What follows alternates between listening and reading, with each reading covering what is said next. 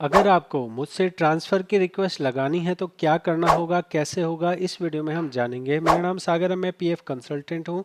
आपको ट्रांसफ़र करने के लिए क्या बातें ज़रूरी होती हैं वो आपको थोड़ा समझा रहा हूँ। ट्रांसफ़र में जो सबसे ज़रूरी चीज़ होती है वो ये होती है कि आपने जो ओल्ड कंपनी को ट्रांसफ़र करना है उसके अंदर आपकी एग्ज़िट डेट होनी चाहिए। अगर आपके एक से ज़्यादा कंपनियां हैं तो आपको पुरानी कंपनी में एग्ज़िट डेट होना ज़रूरी है। आपको कैसे पता लगेगा एग्जिट डेट है कि नहीं है? उसके लिए आपको वेबसाइट खोलनी पड़ेगी।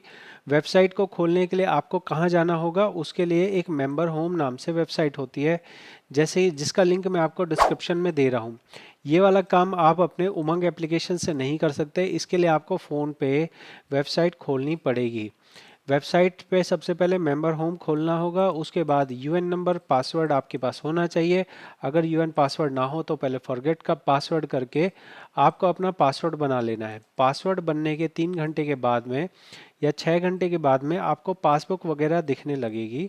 जब आपको पासबुक दिखने लग जाए तो आपको नज़र आएगा इस जगह पे कि आपकी अलग अलग कंपनियां हैं और उनके अलग अलग पैसे हैं। अगर जिस भी कंपनी में आपको पैसे नज़र आ रहे हैं कि हाँ भाई, इस वाले में मान लो 20,000 रुपये हैं, इसमें मान लो 10,000 हैं, इसमें मान लो 40,000 हैं, 30,000 हैं, तो इन सबको ट्रांसफ़र करके एक जगह लाना है। एक जगह कहाँ लाना होगा? एक जगह वहीं आ सकता है जहाँ आप अभी फ़िलहाल हाल फिलहाल में नौकरी कर रहे हो। अगर मान लिया आप कहीं नौकरी नहीं कर रहे हैं तो आखिर जो कंपनी में आपने नौकरी की है, भले ही आप अभी बेरोजगार हो गए हो तो भी आपके जो लास्ट कंपनी की सर्विस है उसी जगह पे आपके सारा अमाउंट ट्रांसफ़र होगा। तो ट्रांसफ़र में अगर मेरे से करवाना होगा तो उसके लिए आप मुझे यूएन नंबर और पासवर्ड दे सकते हैं। जब आप यूएन नंबर और पासवर्ड देते हैं तो मैं आपके सबसे पहले पासबुक आके चेक करता हूँ और पासबुक में मुझे नज़र आता है कि इनकी सर्विस हिस्ट्री में कितनी कंपनियां हैं, इन्होंने कितनी कंपनियों का ट्रांसफ़र नहीं किया है, ट्रांसफ़र अगर नहीं किया है एग्जिट डेट है कि नहीं है। अगर एग्जिट डेट डालनी है तो मैं एग्जिट डेट डाल देता हूँ। उसके बाद मैं जाऊँगा इधर वाली वेबसाइट पे जाऊँगा और ट्रांसफ़र फॉर्म भर दूँगा। तो ये काम अगर आप खुद से करना चाहें तो मेरे चैनल पे वीडियोस हैं, आप उन्हें देख के खुद से कर सकते हैं। लेकिन अगर आपसे खुद से नहीं हो रहा है और आप चाहते हैं कि मैं इसमें आपकी हेल्प करूं तो इसके लिए आपको एक फ़ीस देनी है। फ़ीस आप दोगे, फिर मैं आपका ये पासबुक वगैरह चेक कर लूँगा, आपको बता दूंगा कि आपका इतना पीएफ का बैलेंस है, इतना पेंशन का बैलेंस है, और उसके बाद मैं आपके लिए ट्रांसफ़र फॉर्म भर दूंगा।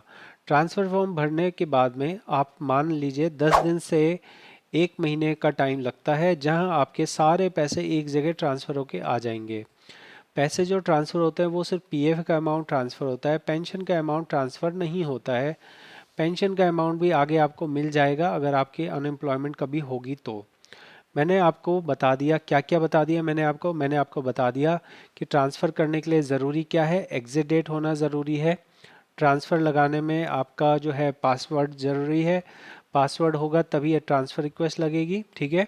उसके बाद टाइम कितना लगेगा ये बता दिया है। कंसल्टिंग फ़ीस आप पे करेंगे, उसके बाद मैं आपका ये काम कर दूंगा। अगर एग्जिट डेट नहीं होगी एग्जिट डेट डाल दूंगा और ट्रांसफ़र रिक्वेस्ट लगा दूंगा। पीएफ ऑफिस से 90% चांस में ये फॉर्म पास ही हो जाता है, लेकिन अगर उसमें कोई कमी हो, कोई खराबी हो, रिकॉर्ड में कोई कमी हो, पीएफ सही से जमा ना हुआ हो तो पीएफ ऑफिस उसे रिजेक्ट भी कर सकता है। पास होना या रिजेक्ट होना वो मेरे हाथ में नहीं है, मेरे हाथ में आपके लिए सही से रिक्वेस्ट लगाना है। अगर आपकी जो एम्प्लॉयमेंट है वो 1 अक्टूबर 2017 से पहले की होगी तब आपके जो अप्रूवल है उसके लिए एम्प्लॉयर की ज़रूरत पड़ेगी। अगर 1 अक्टूबर 2017 के बाद का है तो किसी भी कंपनी की ज़रूरत नहीं है, आपकी रिक्वेस्ट सीधे पीएफ ऑफिस चली जाएगी और पुराना वाला जो पीएफ ऑफिस है वो आपकी रिक्वेस्ट को एक्सेप्ट कर लेता है। ऐसे में अगर आपका ट्रांसफ़र रिजेक्ट हो रहा हो तो आप उस रिजेक्ट के रीज़न को देख सकते हैं पासबुक की साइट पे आके, और रिजेक्ट के रीज़न को ठीक करके आप आगे अपना काम कर सकते हैं। अगर ट्रांसफ़र रिजेक्ट होता है तो ज़्यादातर चांस ये होता है कि कंपनी वालों ने ठीक से पैसा जमा नहीं किया होता है, इसलिए रिजेक्ट हो रहा होता है। तो अगर रिजेक्ट होने का आपको ठीक करना होगा तो उसमें कंपनी में जाने की ज़रूरत पड़ेगी। वो काम मैं ठीक नहीं कर पाऊँगा, मैं आपको बता दूंगा कि यहाँ ये गलती है, इस गलती की वजह से रिजेक्ट हो रहा है, और कंपनी में जाके ये आपको कहना है, ये आपको करवाना है। जब कंपनी कर देगी तब होगा, अगर नहीं करेगी कंपनी तो आपका ट्रांसफ़र नहीं होगा। आप चाहें तो पीएफ ऑफिस में जाके इस बारे में जानकारी ले सकते हैं। कंप्लीट जानकारी मैंने आपको बता दी है ताकि आप सही डिसीजन ले सकें। आपको मुझसे काम करवाना है, मुझसे कंसल्ट करना है या नहीं करना है। आपको कैसी लगी है ये जानकारी ज़रूर कमेंट में बताएं। साथ में ही आप चैनल को सब्सक्राइब करके सपोर्ट कर सकते हैं। मैं मिलूंगा आपसे अगली वीडियो में। बहुत बहुत धन्यवाद।